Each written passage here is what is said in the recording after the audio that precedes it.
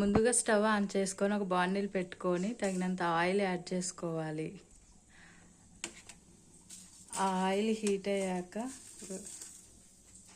తగినంత తాలింపు గింజలు. ఆయిల్ వేడయ్యాక ఫస్ట్గా పోపు దినుసులు, జీలకర్ర, ధనియాలు, పచ్చిమిర్చి, కరివేపాకు,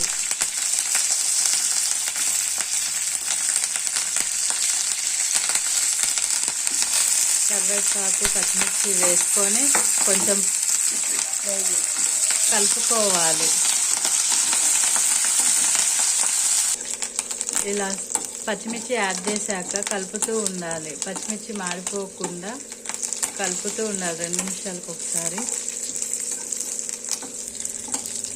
ఇలా పచ్చిమిర్చి లైట్ బ్రౌన్ కలర్లోకి వచ్చేంత వరకు వేయించుకొని ఒక బౌల్లోకి తీసుకొని పక్కన పెట్టుకోవాలి.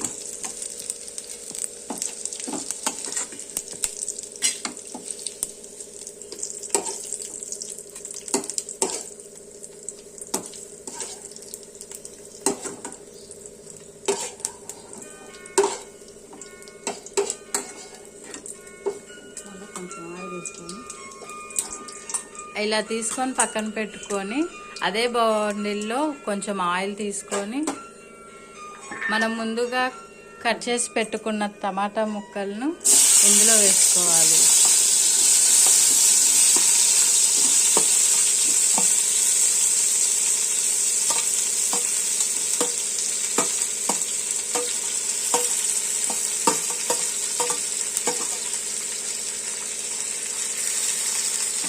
ఇలా వేసుకున్న టమాటా ముక్కల్లో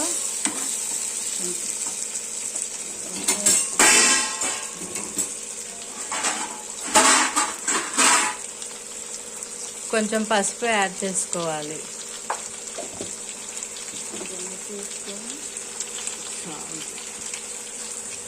కొంచెం సాల్ట్, రుచికి సరిపడా సాల్ట్ వేసుకోవాలి.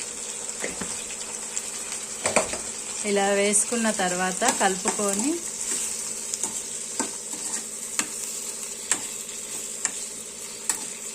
టమాటాలు బాగా మగ్గేంత వరకు సిమ్లో పెట్టుకొని మగ్గించుకోవాలి.